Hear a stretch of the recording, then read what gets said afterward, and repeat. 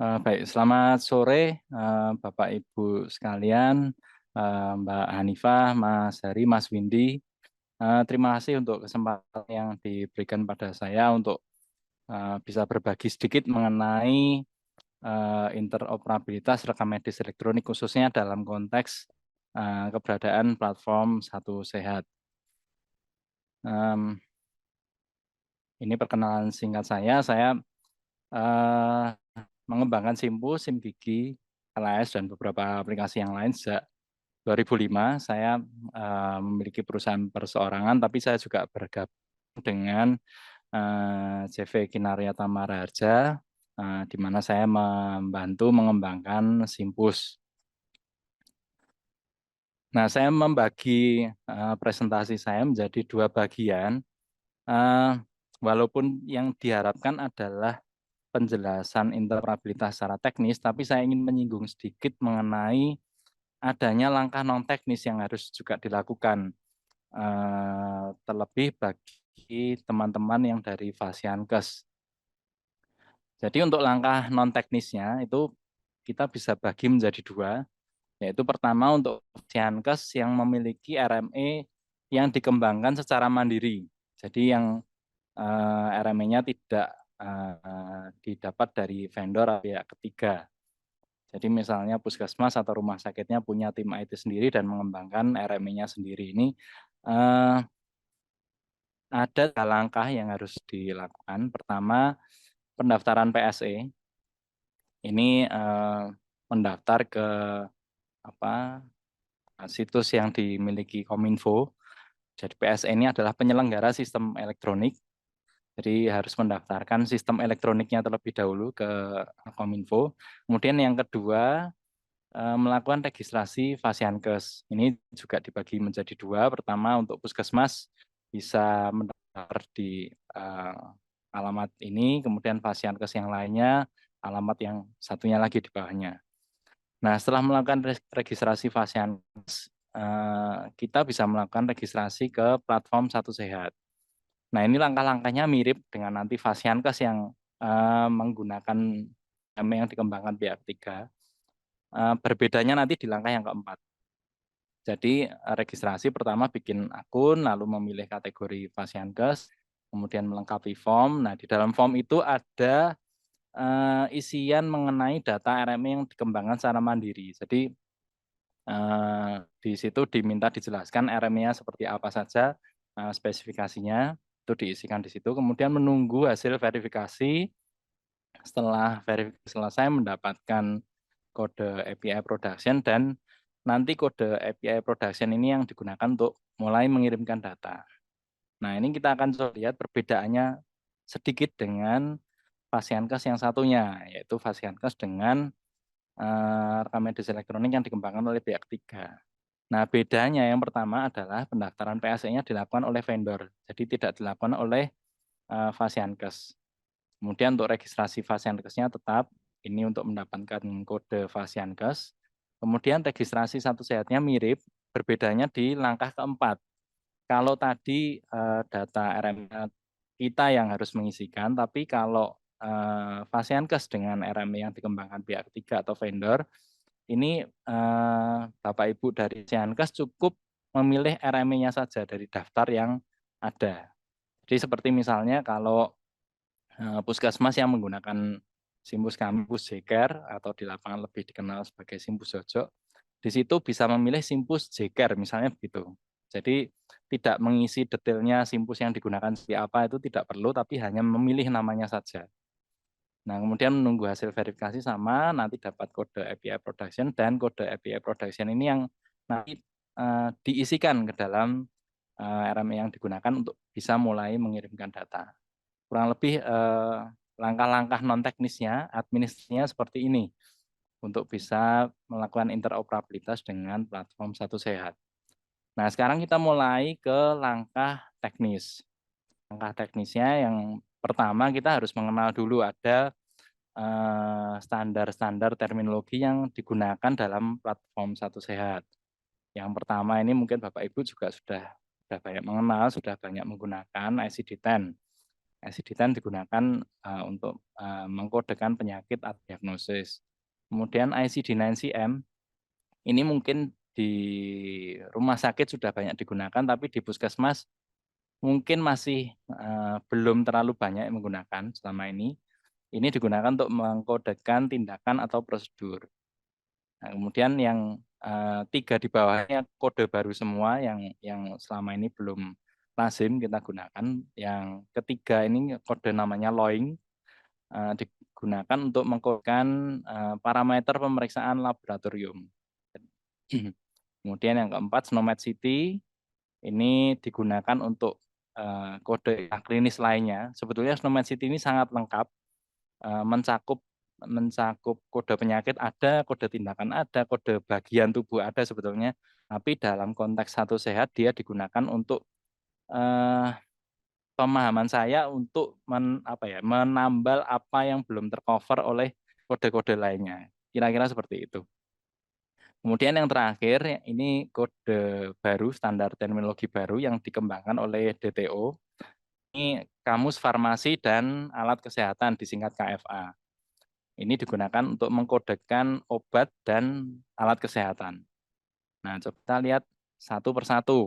Yang ICD-10 saya skip, yang ICD-9-CM saya skip, saya anggap sudah cukup familiar. Nah, ini yang LOING. LOING ini di dalam LOING ada 6 apa ya istilahnya, 6 bagian utama.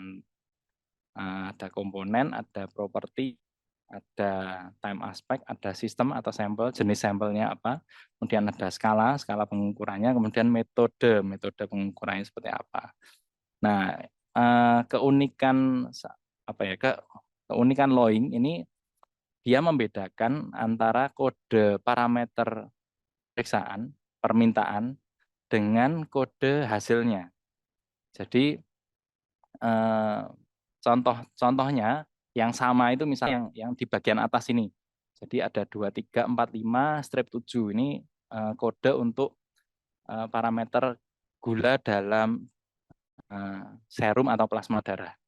Nah, ini kode antara permintaannya. Jadi misalnya ketika dokter atau pasien meminta itu dikodekan, nah ini kodenya 2, 3, 4, 5 minus 7. Kemudian di hasilnya, nanti hasilnya berapa sih gula dalam serum atau plasma, itu juga dikodekan, kodenya kebetulan sama. Dalam parameter ini 2, 3, 4, 5, strip 7. Nah, tapi ada yang berbeda antara kode permintaan pemeriksaan ketika dokter atau pasien minta sama hasilnya nanti. Contohnya panel elektrolit darah. Nah, ini ketika diminta kan memintanya hanya panel elektrolit darah itu saja. Nah, kodenya berapa? Kodenya 55231 strip 5. Nah, tapi ketika keluar hasilnya kan hasilnya tidak hanya satu ini, tapi ada 3 komponen di dalamnya. Ada 3 nilai di dalamnya. Nah, masing-masing nilai ini memiliki kodenya sendiri-sendiri. Nah, ini LOING mengakomodasi kode untuk parameter lab ini seperti ini. Jadi ini hal baru yang kita juga perlu pelajari bersama-sama. Nah, kemudian SNOMED City. SNOMED City ini sebetulnya kode standar untuk istilah klinis yang cakupannya luas. Dia isinya mencapai lebih dari 300.000 konsep. Jadi hal yang dikodekan itu diistilahkan oleh SNOMED City sebagai konsep. Jadi seperti tadi saya sempat singgung, mencakup mulai dari anatomi tubuh, jadi tulang kanan, tulang kiri, tulang lengan kanan, tulang lengan kiri, misalnya itu ada kodenya sendiri. Kemudian penyakit itu juga ada kodenya. Substansi obat, jadi material di dalam obat itu juga ada kodenya. Dia lengkap sekali sebenarnya. Dia poliarki dan multi bahasa. Kemudian dia berbayar, beda dengan yang ICD-10 yang gratis, ini berbayar dan ini sudah dibayar oleh Kementerian Kesehatan, sehingga kita yang berada di Indonesia, seluruh vaskes dan pengembang sistem informasi kesehatan dapat menggunakannya dengan gratis. Dan dia juga mengakomodasi mapping ke LOING dan ICD-10 SNOMED City ini. Nah, kemudian yang terakhir di standar terminologi yang terakhir adalah KFA. KFA ini Kamus Farmasi dan Alat Kesehatan, ini digunakan untuk mengkodekan alat kesehatan dan obat. Ini baru, jadi baru dikembangkan oleh DTO, jadi baru mulai dikembangkan tahun lalu. Nah, ini dibagi dua. Pertama, kode obat. Nah, kode obat di dalamnya dibagi menjadi empat jenis. Empat jenis ini yang pertama bahan zat aktif BZA. Ini adalah zat aktif yang terkandung di dalam obat. Jadi di dalam obat kandungannya zat aktif apa itu ada kodenya. Jadi untuk obat-obat dengan merek yang berbeda, dengan sediaan yang berbeda, itu bisa memiliki kode yang sama kalau BZA-nya sama. Jadi BZA dari misalnya Panadol, paracetamol misalnya itu akan sama BZA-nya. Kemudian ada POV. POV ini produk obat virtual. Ini produk obat apa ya istilah generiknya. Jadi nama generiknya. Nama generiknya itu sama. Jadi dia belum menyebut sama merek atau kesediaan. Jadi dia hanya apa ya nama generiknya saja. Nah, kemudian kalau POA ini sudah menyebutkan merek dan apa ya mereknya. Jadi misalnya tadi contohnya Panadol, paracetamol itu beda 93 berapa itu sudah berbeda. Lebih rinci lagi ke POAK, produk obat aktual dalam kemasan. Jadi jenis kemasannya juga juga akan dibedakan. Jadi akan mendapatkan kode yang berbeda. Misalnya Panadol satu strip dengan Panadol satu box itu 94 berapanya itu akan berbeda belakangnya. Nah, ini lalu kode mana yang perlu digunakan oleh kita di Fasiankes? Nah, ini bebas sesuai dengan kebutuhan detail seperti apa yang ada di dalam Fasiankes masing-masing. Mau semua dihantam pakai BZA boleh, mau POV boleh, POA boleh, POAK boleh. Jadi sesuai dengan kebutuhan di Faskes masing-masing. Itu tadi kode obat. Nah, sekarang ada kode alkes. Ini mirip juga dibagi menjadi 4. Pembagiannya juga mirip. Ini ada bahan material alkes ini semacam apa ya kandungannya lah gitu. Kalau alkes jadi jenisnya misalnya alat suntik misalnya gitu. Nah, lalu ada PAV ini generiknya jadi alat suntik berapa mililiter misalnya gitu. Lalu ada PAA, ini sudah menyebutkan mereknya, brandnya. Lalu PAK ini kemasannya, mirip dengan yang obat di. Hanya kalau yang tadi kode obat itu diawali 9, yang kode alkes diawali 8. Nah, untuk detailnya Bapak Ibu bisa lihat di situs dengan alamat ini. DPO Kemkes Go ID, KFA, strip browser. Ini detailnya bisa dicari di situ. Nah, kalau tadi kita membahas mengenai standar terminologi, sekarang standar pertukaran datanya. Terminologi itu kosakatanya, jadi isinya, kodenya itu yang dipertukarkan apa. Tapi kalau cara menukarkan datanya itu disepakati, ditetapkan oleh DTO di Satu Sehat, digunakan HL7 Fire. Jadi ini istilahnya kalau ibarat kata bahasa kita berkomunikasi, tadi terminologi itu kata-katanya, kalau standar pertukaran data ini apa ya tata bahasanya, STOK-nya. Jadi sebenarnya tata kalimatnya seperti apa sih? Nah, ini yang diatur oleh HL7 Fire. Nah, ini diterbitkan oleh Health Level 7 Internasional. Dia berbasis API, jadi menggunakan teknologi API. Dan unit terkecil pertukaran datanya disebut sebagai fire resource. Ini contohnya patient, kemudian practitioner, ini apa dokternya atau pemberi layanan medisnya. Kemudian encounter ini kunjungannya, kemudian ada observation ini apa hasil pemeriksaan fisik misalnya, condition ini diagnosisnya dan seterusnya, ada banyak sekali fire resource. Ini contoh-contohnya seperti ini. Jadi nanti data yang dipertukarkan akan dikemas dalam fire resource, ada tata aturannya di dalamnya. Nah, selain tadi sudah terminologi, kemudian ada standar pertukaran datanya, sekarang ada standar nomor identitas.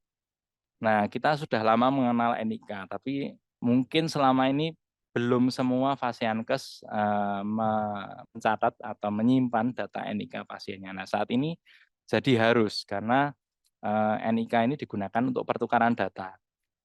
Data apa saja pasien dan data tenaga medis yang memberikan layanan medis. ini diminta NIK-nya. Tapi nanti yang ketika terjadi pertukaran data yang dikirimkan itu bukan NIK-nya secara langsung, melainkan sesuatu yang disebut IHS number, Indonesia Health Service Number, atau Satu Sehat ID. Jadi NIK-nya ditukar dulu dengan IHS number di platform Satu Sehat, lalu IHS number-nya yang digunakan untuk bertukar data, mengirimkan data. Gitu. Nah, untuk Satu Sehat sendiri, ini 6 use case yang utama. Di luar ini sudah ada tambahan lagi sebetulnya. Tapi ini yang diwajibkan itu baru use case yang pertama, yaitu pendaftaran pasien, encounter, dan diagnosis condition. Ini yang wajib bisa dikirimkan terlebih dahulu dengan batas waktu 31 Desember 2023. Jadi kurang seminggu. Ini banyak vendor yang mulai berkejaran untuk bisa mengirimkan use case yang pertama ini. Lalu kemudian use case kedua ada prosedur medis, vital sign, dan seterusnya. Kemudian ada resep, tebus resep, ada lab, dan seterusnya. Nah, sekarang kita coba melihat aplikasi Satu Sehat terhadap RME yang kita gunakan. Yang pertama yang perlu kita sadari adalah interoperabilitas dengan Satu Sehat ini bukan pekerjaan jadi, tapi dikerjakan secara bertahap dan terus-menerus. Tadi kita lihat di use case tadi ada lebih dari satu use case, dan ini baru diwajibkan satu, artinya kan akan ada hal lain yang kita harus bisa pertukarkan lagi. Jadi ini pasti bukan pekerjaan sekali jadi, tapi harus dikembangkan terus-menerus. Dan kemudian kita menyadari juga ada penggunaan kode baru. Tadi ada CD9CM yang bagi yang selama ini belum menggunakan, ada NIK yang menjadi wajib, ada LOING untuk lab, ada KFA untuk obat. Nah, oleh karena itu kita juga perlu memikirkan bagaimana cara menata kode data dalam RME beserta mappingnya. Nah, mapping ini memang jadi tantangan tersendiri. Kadang pilihannya adalah bagi Pasienkes untuk melakukan mapping atau langsung mengadopsi begitu saja. Jadi misalnya kode obat daripada kita memelihara kode lokal, langsung saja kita pakai KFA. Jadi nggak perlu mapping lagi, langsung saja KFA. Kita hanya tinggal menggunakan saja. Nah, yang jadi perhatian lagi itu adalah strategi pengiriman datanya. Kita mau mengirimkan datanya real time seperti BPJS ke Piker misalnya, atau delay, karena di Satu Sehat ini diizinkan Pasienkes itu untuk mengirimkan datanya secara delay. Jadi data hari ini baru dikirimkan nanti malam atau besok gitu boleh. Jadi tidak harus seketika. Kemudian strategi pengembangan di RME kita ini juga kita perlu pikirkan, apakah mau dibikin terintegrasi di dalam kode program existing atau dibikin sebagai modul terpisah yang mungkin lebih mandiri kalau kita bisa mengembangkan lagi untuk use case berikutnya. Nah, tinggal ini 2 menit, Mas. ya siap. Nah, ini langkah-langkah sederhananya. Kita perlu mempelajari kode data yang tadi menjadi standar terminologi, kemudian melakukan mapping kalau memang kita perlu mapping, atau kalau kita mengadopsi secara utuh ya kita nggak perlu mapping. Nah, kemudian belajar melakukan autentikasi, karena setiap kali pengiriman data ke Satu Sehat itu diperlukan autentikasi, kemudian juga registrasi struktur organisasi dan lokasi, perlu dipetakan dulu poli-polinya, kemudian ruang pelayanannya seperti apa, dan diregistrkan dulu ke Satu Sehat untuk nanti bisa digunakan dalam pertukaran data. Kemudian juga kita perlu mengelola Satu Sehat ID, IHS number, yang mestinya berdampingan dengan NIK yang sudah disimpan. Lalu mulai mengirimkan setidaknya use case pertama, yang isinya adalah encounter dan condition. Jadi ini langkah singkat. Sebenarnya saya juga kemarin ini waktu presentasinya 20 menit, jadi ini memang harus sangat padat, tapi semoga ini cukup untuk memberi gambaran awal secara teknis maupun non teknis apa saja yang kira-kira perlu disiapkan. Demikian yang dapat kami sampaikan. Terima kasih. Saya kembali ke Mas Hari.